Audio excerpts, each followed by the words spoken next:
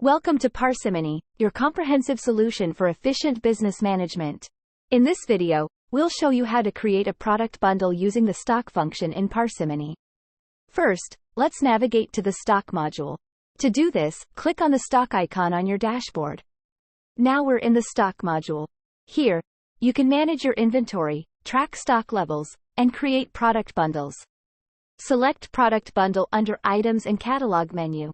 To create a new product bundle, click on the Add Product Bundle button at the top right corner of the screen. Select Parent Item. You can also add a description for your bundle. Now, let's add some items to our product bundle. Click on the Add Item button. Search for the items you want to add to your bundle. You can adjust the quantity of each item as needed.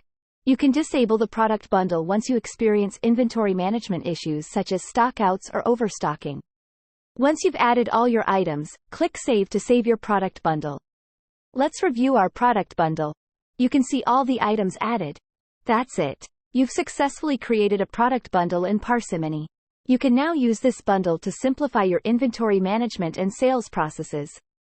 Thanks for watching. If you have any questions or need further assistance, please don't hesitate to contact our support team.